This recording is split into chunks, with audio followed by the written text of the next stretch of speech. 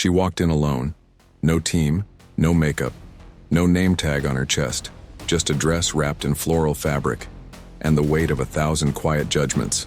The event was high-end, the room filled with influencers, designers, and heirs to family boutiques.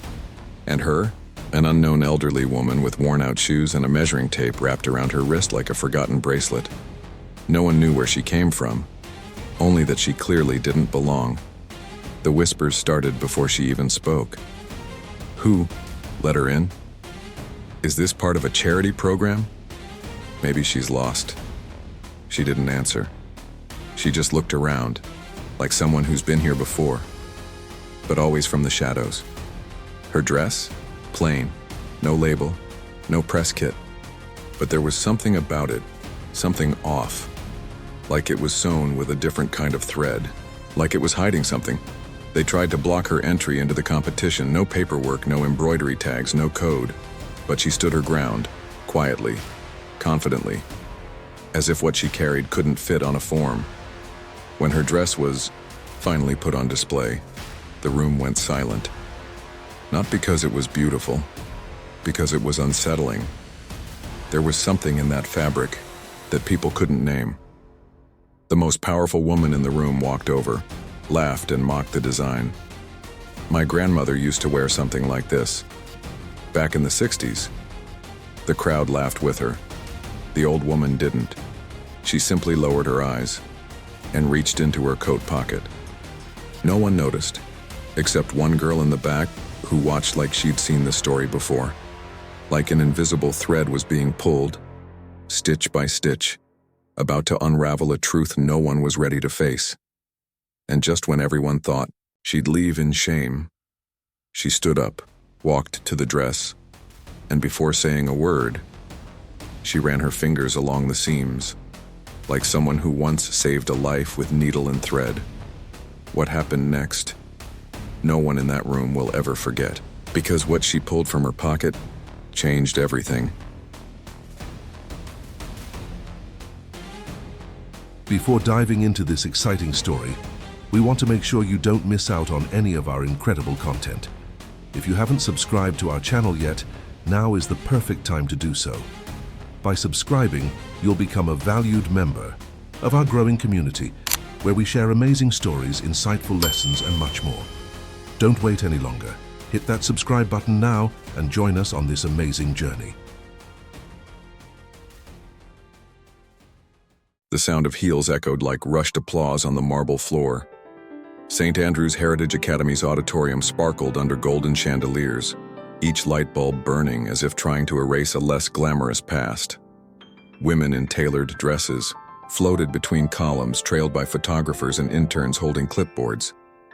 At the center of it all, mannequins stood like statues draped in designer fabric and golden tags. Compliments flew, rehearsed, hollow, brittle. Then Miss Evelyn Mayfield stepped in. No rush, no makeup, no entourage. Just her, steady steps, and a dress wrapped in floral cloth that smelled of lavender and old wood. No logos, no camera flashes. Just a sudden hush that surrounded her like dust caught in the light.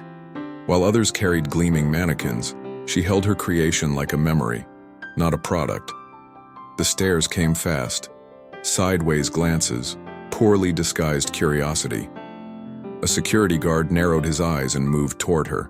But before he could speak, a nervous volunteer whispered, "Is she invited, or did she wander in?"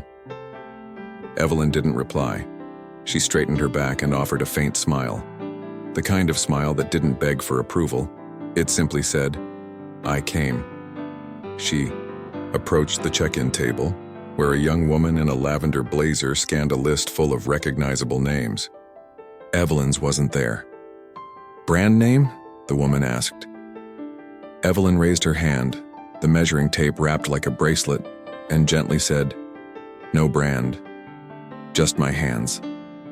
The woman hesitated, then reluctantly waved her through, like opening a door she wasn't ready to see. As Evelyn walked toward the designer's section, she passed beneath lights that were never meant for her.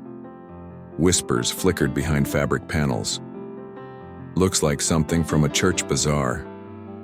This Will be awkward. But Evelyn moved forward. Not because she couldn't hear, but because she knew what she carried. It wasn't just a dress, it was a promise, hand-stitched. And real promises don't ask for permission. At last, she reached her small, bare corner. No table, no spotlight, no curtain. She knelt, unwrapped the floral cloth and smoothed the garment, with careful hands. The lights above her flickered, and there, among Charleston's elite, she looked out of place, but never lost. Because Miss Evelyn had never been lost. She had only been forgotten.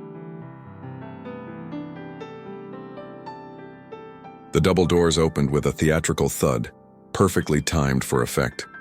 All eyes turned in sync as if trained to spot power from afar. Marjorie Weston entered with the ease of someone who belonged everywhere. Dressed impeccably, her low, bun and cream blazer framed her like a painting. Behind her walked Nina, quiet and awkward among so much performance. Flashbulbs popped, hands waved, the air shimmered with curated charm. This wasn't just an arrival, it was a declaration. Miss Evelyn looked up just once, then returned to silence. Marjorie took the stage and launched into a rehearsed speech. She spoke of legacy, of strong women who stitched history into fabric. She listed names the crowd adored and ended with, "To sew is to resist in silence." Applause erupted. Evelyn gently squeezed the measuring tape on her wrist, like someone holding on to prayer. The irony burned. From the outside it was elegant, inside it cut. As Marjorie stepped down, she roamed the hall like a queen reviewing her court. Then she saw Evelyn. She stopped like she'd spotted a flaw on a flawless display. "How lovely," she said sweetly, "to see community projects getting into fashion." The words were dipped in syrup but sharpened at the edges. Evelyn raised, her eyes slowly. There was no anger, only clarity. Her stare didn't waver, didn't blink. Then came the smile. Calm, small, and unshakable. "The needle's old," she murmured, "but it still sews straight." Marjorie's posture stiffened. The encounter was over, but the thread had pulled loose. Nina watched everything from a few feet away. That wasn't in her grandmother's plan. There was something in Evelyn that Nina didn't understand, but couldn't look away from. The floral dress, the quiet strength, the measured gaze. It unsettled something inside her. As Marjorie walked off, Nina stayed frozen. Her eyes stayed on Evelyn, and the question formed quietly like a loose stitch. Who is she? Behind the curtain, an organizer whispered, "Do you know her?" Marjorie rolled her eyes and muttered, "Probably. From a church in the outskirts. They love showing up when there's a camera." The words slid out casually, cruelly. The kind of cruelty that smiles while it stabs. Evelyn didn't hear, but she felt it. That hush meant to erase without speaking. She adjusted the fabric on her lap, fingers moving with purpose. Her touch traveled across the hem, anchoring her in time. Each invisible seam told a story. Her mind drifted back to another room, decades ago, where she wasn't welcome either, but stayed anyway.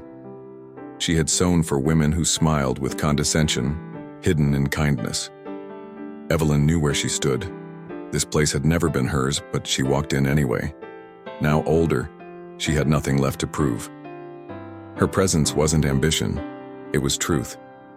She stood for those who had no voice, who stitched in shadows. For every dress she made with tears that dried before the thread.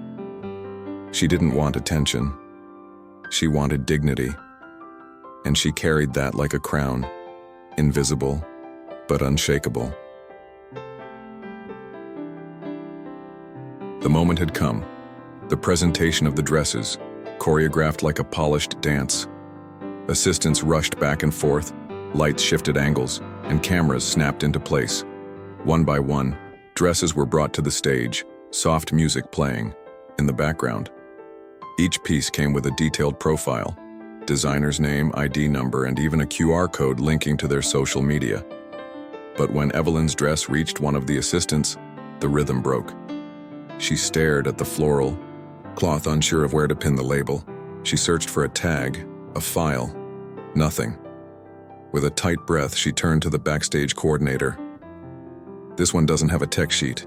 No embroidered name. What do I do?" she whispered. The response was curt.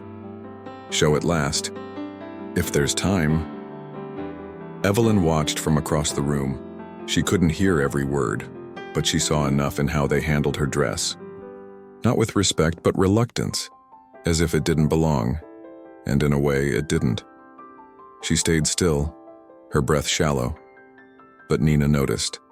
Her eyes narrowed. Nearby, Marjorie sensed the hesitation. She approached and leaned in to whisper with the coordinator. Her eyes found Evelyn and a smirk touched her lips.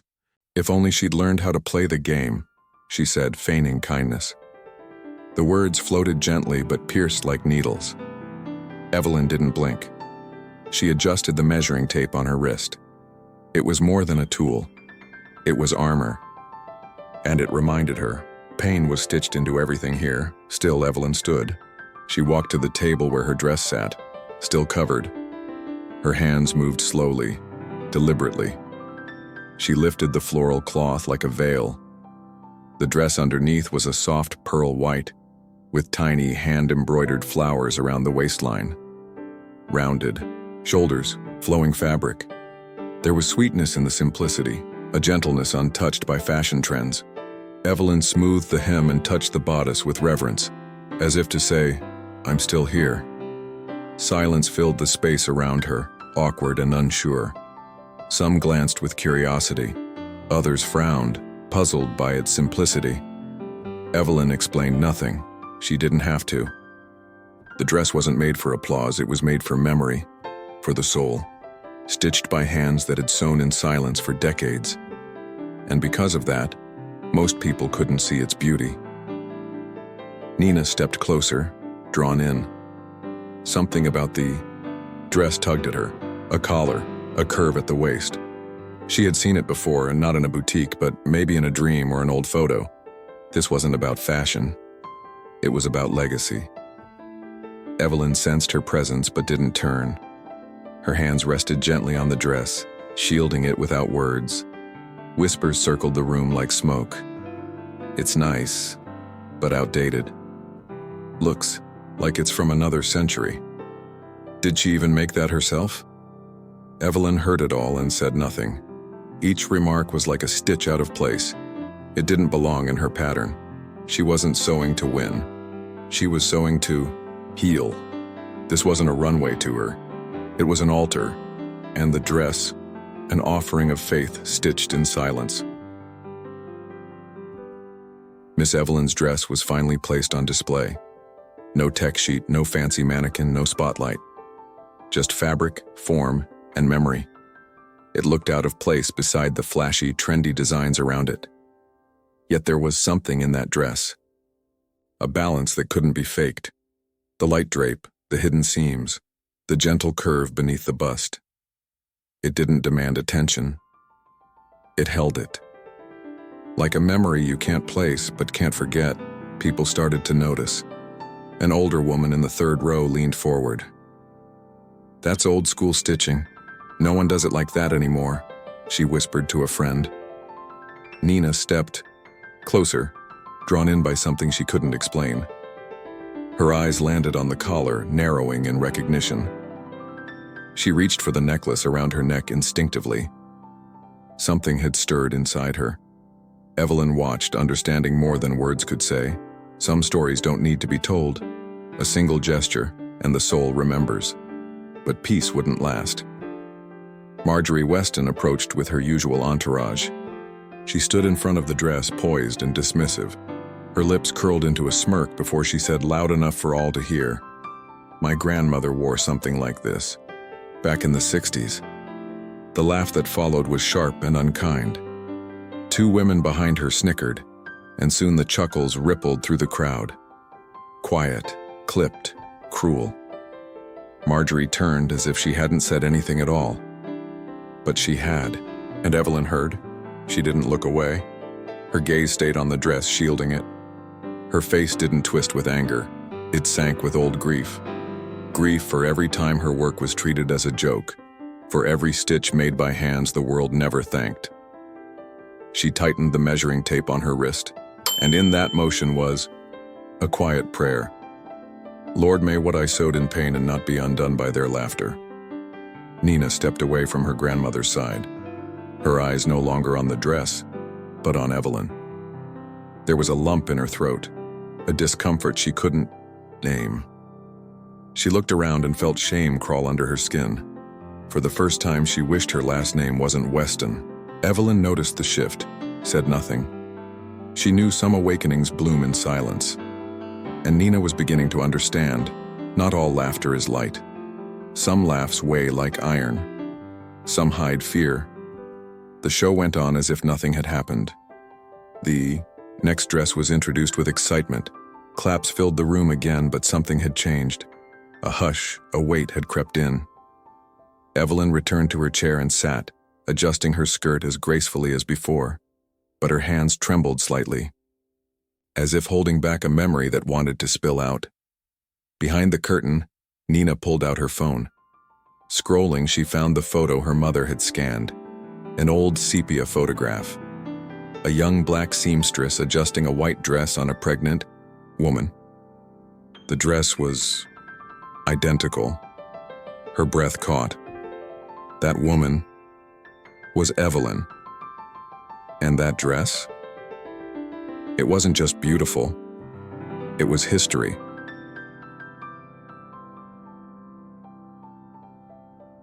The cocktail reception unfolded in the school's colonial garden, surrounded by white columns and lavender bouquets. It looked elegant, but tension swirled beneath the laughter. The sound of clinking glasses felt fragile, like porcelain about to crack. Evelyn stayed away from the main table, holding a glass of untouched grape juice. Her eyes didn't seek faces. They searched for signs. She could feel when the air thickened. She was used to being unseen, but today felt different, as if the past itself was threading its way into the room. Nina wandered through the crowd, still staring at the photo on her phone. The image of the young black seamstress in the white dress echoed inside her. Every time she looked at Evelyn, something stirred. It wasn't pity.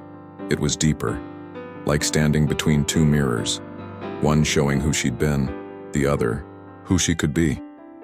She approached slowly, as if stepping into sacred space. Evelyn stood alone, touching the floral fabric that once wrapped her dress. In that small motion was reverence. Nina stopped, close but silent. Evelyn noticed. She turned slightly, offering a soft smile that felt like home. "Would you like to see something?" she asked gently. Nina nodded, stepping closer. Evelyn reached into the inner pocket of her coat. From it, she pulled a small worn envelope. Her fingers unfolded a faded photograph. It showed a young black woman kneeling, sewing the hem of a dress for a visibly pregnant white woman. The image was soft, simple, and undeniable. Nina's breath caught. She knew what it meant. "That girl is me," Evelyn said, looking at the photo. Her voice didn't shake, but her eyes shimmered. "And that dress, why, that's the original." She nodded toward the one on display inside. Nina blinked hard. Same lines, same embroidery, same soul. She needed to run. She was pregnant, trapped in a marriage that crushed her. Her family wouldn't allow divorce, so I made her a dress, to let her breathe. The weight of it pressed on Nina like a truth she'd been born to uncover. She sat beside Evelyn, unable to look away. "She was my great-grandmother?" she asked. Evelyn nodded gently. "She told me no one would ever know, that her escape needed to be worn, not spoken." Nina closed her eyes for a second. Not just tears, but recognition. This wasn't a story. It was survival. Memory, made visible. Around them, the world continued. Laughter, speeches, sips of wine. But the real story unfolded in a quiet corner. Nina looked at Evelyn, eyes wide with reverence. "No one ever told us," Evelyn smiled faintly. "Some stories don't live in family albums, they wait. and only hearts stitched in silence can hear them. Nina held the photo like it might dissolve. She turned back toward the dress. It wasn't just fabric anymore.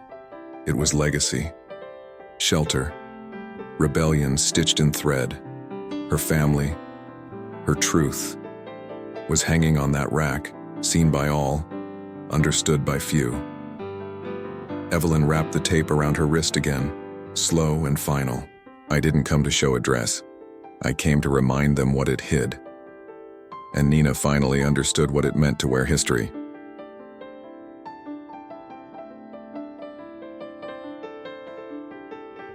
The silence between Evelyn and Nina spoke louder than any speech. Words came slowly, as if they were stepping across sacred ground. The dress, once just another piece in the show, had transformed. Nina still held the photo, fingers trembling, as if touching a ghost. Evelyn looked ahead, but her mind drifted into a memory she had never fully unpacked. She came to me with swollen eyes and a belly growing faster than time. She began softly. Her family wanted her to marry a man who only knew how to shout. Nina exhaled, feeling the weight of something ancient. That dress wasn't just old. It was history, a story sewn shut until now. She asked, for a dress, not to shine, to vanish. Evelyn's voice cracked but never broke. She wanted something her family would see as pure, but strong enough to run in. Nina listened, breath held, like she was hearing a forgotten hymn. I stitched at night, hiding, praying. Every thread was a prayer for protection, every detail a disguise. The young woman left on the morning of her wedding, and she never returned. But the dress remained. So did its truth. Nina shivered. The image of a pregnant bride escaping in a plain white dress felt cinematic and real. My family always said she died of pneumonia. They never spoke of her. Evelyn nodded, sorrow in her gaze. She didn't die. She chose to live. And sometimes to live, a woman must first disappear. Across the room, champagne glasses clinked. But here, time paused. Evelyn sat still, and Nina knew this wasn't just a memory. It was an inheritance. I kept sewing after that, Evelyn said, looking at her weathered hands. Dresses for ceremonies I was never invited to. For parties where I served drinks but never danced. But this one I kept. Because it saved a life. And because it reminded me sewing isn't just about dressing bodies. Nina wiped her tears. It's about dressing courage, isn't it? Evelyn smiled, a sacred recognition in her face. Finally, someone understood her language. In the distance, Marjorie watched, her expression stiff and unreadable. Something in her eyes cracked. She knew that dress, even if she didn't want to admit it. Evelyn's voice reached her whether she liked it or not. And deep down she felt it, a fracture. That dress was part of her bloodline, but not her pride. It was built from pain, fear, and freedom. And Marjorie had never stitched any of those. That dress wasn't made for a runway, Evelyn said, her voice firm now. It was made to fool the eyes of men and open the eyes of God. Nina's spine tingled. There was holiness in those words. A quiet reverence sewn into fabric. A map hidden in stitches. A way out written in thread. That wasn't fashion. That was soul. Nina looked at the dress one more time, then spoke. You should tell everyone this, Miss Evelyn. Evelyn breathed in deeply. Maybe. But I think the ones who need to hear already are. Their eyes locked, and something passed between them, like an invisible thread pulling tight. The story didn't end here. Evelyn tucked the photo back in her pocket. Nina stood still, heart heavy but steady. And for the first time, she understood what it meant to inherit a secret, to wear an escape, and to sew redemption with your own hands.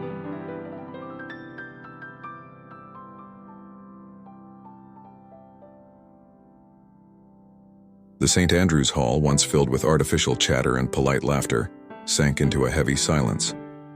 Not awkward silence, the kind that comes before something sacred is spoken.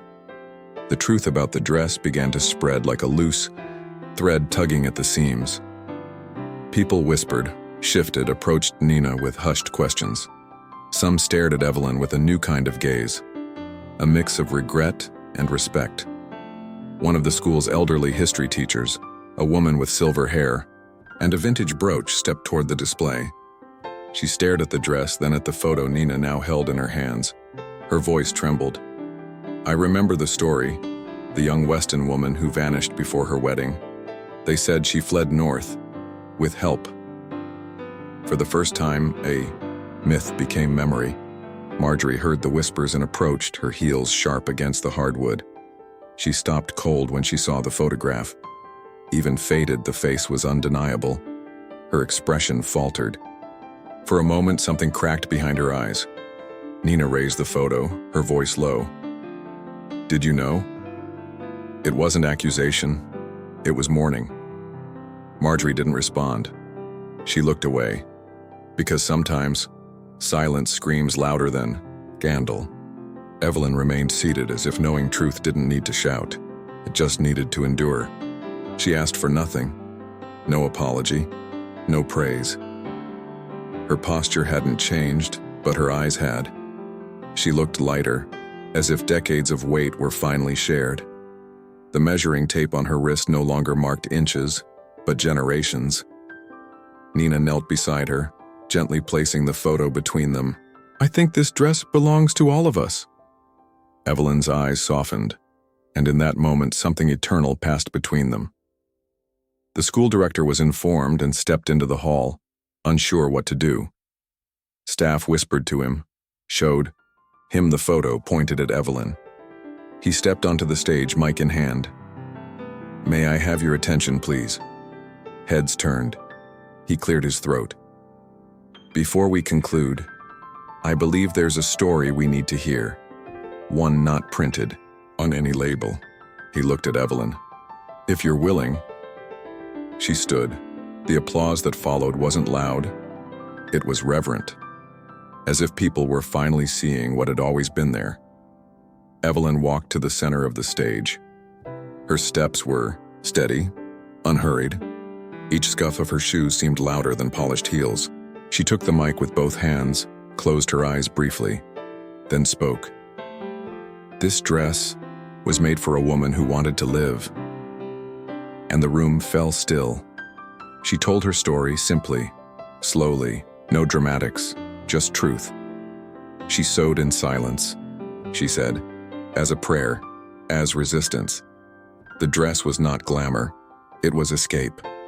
And her stitches had finally been heard. Marjorie stayed seated, eyes lowered. For once, she had no words. Nina looked at her, not with anger, but with quiet challenge. Evelyn stepped down with the same grace she carried in.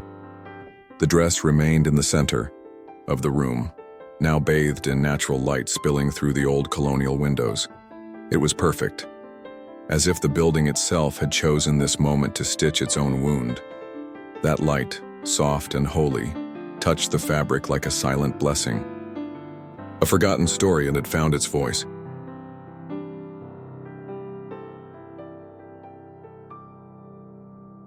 When Evelyn stepped onto the stage, there was no fanfare, no music, no spotlight, just silence and a new kind of respect. She wore no heels, no jewelry, no makeup. Her dress was the same one she'd worn all afternoon, plain, straight, hand-stitched. But standing behind the microphone, she looked taller than anyone in the room. The hall held its breath, afraid to break the moment, and Evelyn looked at them all, not with pride, but with peace.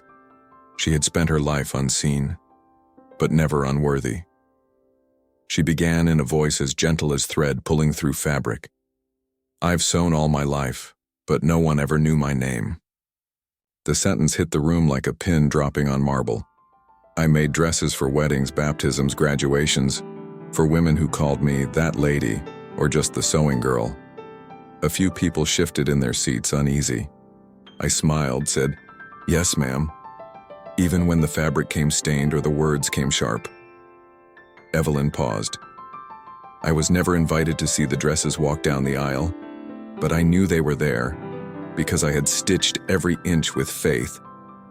She spoke of being useful, but never present. Of back doors, of boxes dropped at the gate, of promises unpaid. Sewing became my prayer when the world stopped listening to my voice. The room grew even quieter. Women stared, men leaned forward. Then, one day, a girl knocked on my door, pregnant, scared, hopeful. Evelyn paused again, holding back memory. I made the most important dress of my life that night. She described the fear, the escape plan, the trembling hands measuring fabric, the white cloth folded in shadows far from judging eyes. Every stitch was a plea to God. She left before dawn, and she lived. I never saw her again, but I knew. She lived in peace. Evelyn raised her eyes, and for the first time she was the one shining. Every sentence stitched something invisible across the room, between her story and theirs, between wounds they never named, and ones they still carried, between women who'd been silent and men who had never asked. Being invisible is exhausting, she said, but it also protects you, because when no one sees you, you hear everything, and you mend what they tear. No one moved. Even the air seemed to still. Nina stood beside the stage, eyes glossy with awe. She saw not just a seamstress, but a woman, a warrior, a sanctuary, the one who had always been there, the one who helped her family survive. "Miss Evelyn," she whispered. Evelyn turned and smiled, a smile that said thank you, and I knew all at once. And Nina smiled back, not as Marjorie's granddaughter, but as the heir of a nearly forgotten legacy. Evelyn ended her words with grace. "I don't want a trophy. I don't need a spotlight. I just didn't want that dress to be forgotten." She paused and looked toward the center of the room. Because it saved a life, and sometimes that's enough. The crowd stood slowly, like rising for something sacred. The applause wasn't loud, it was tidal. It rolled and rose, soft and sure. There was no more ignoring the seamstress. She was there, whole and never invisible again.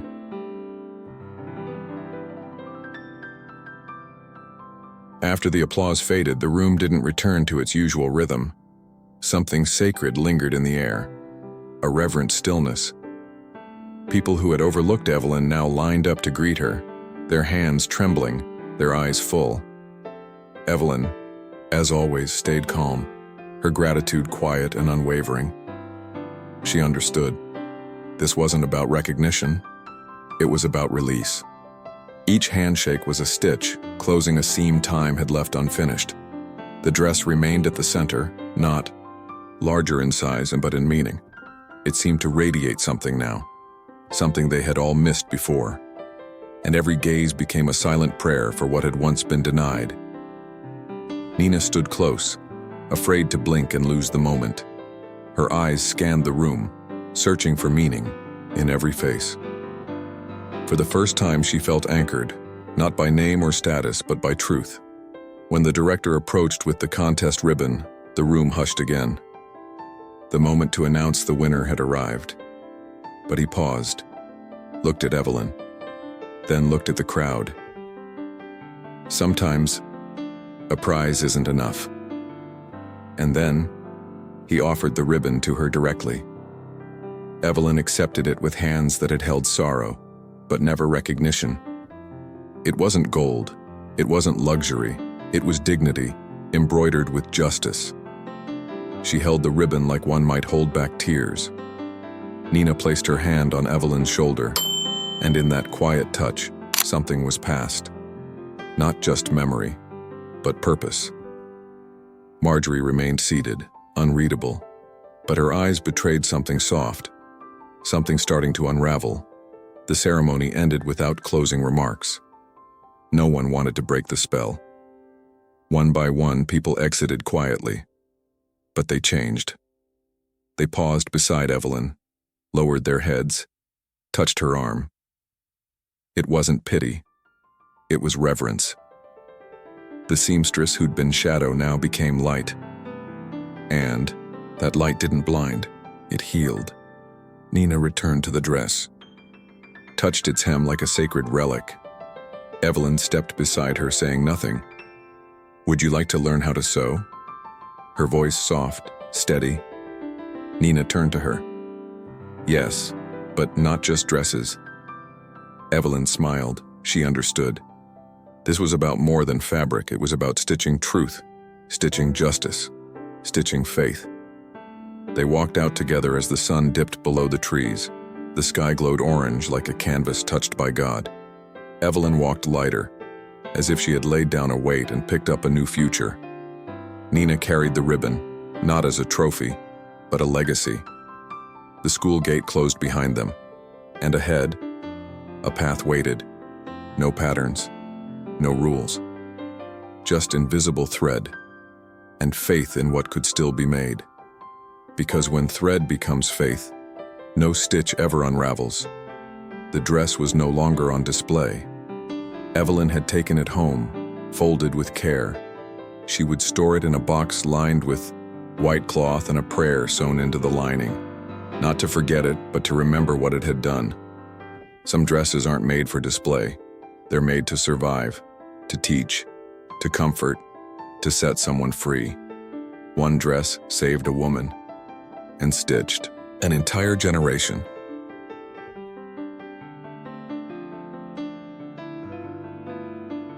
She didn't ask for applause. She didn't expect recognition. Evelyn only wanted that dress to be remembered, not out of vanity, but for justice.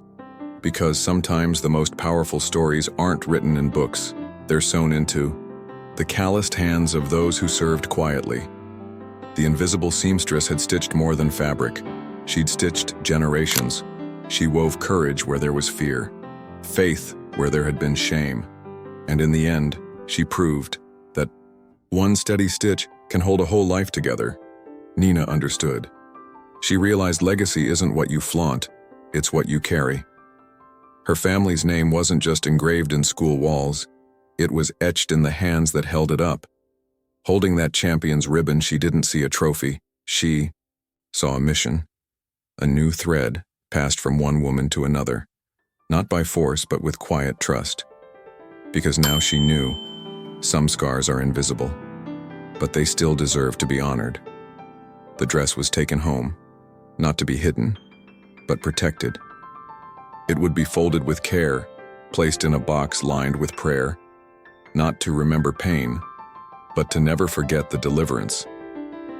It wasn't made for window displays. It was made to outlive the moment. A silent testimony speaking only to those who listen with the heart. And in that modest home it would rest, like something that had fulfilled its calling. Not a trophy, an altar, not just clothing, a living story. That night, Evelyn ended her day looking up at the sky, the ribbon still on her wrist, a quiet smile, and a light heart, because she knew. The thread that comes from God never snaps. It might be fine, overlooked, even forgotten, but it's unbreakable. If this story touched your heart, subscribe to our channel, turn on notifications, and share it with someone who needs to hear it. Because some truths are only revealed when we dare to unfold what was hidden deep inside a pocket.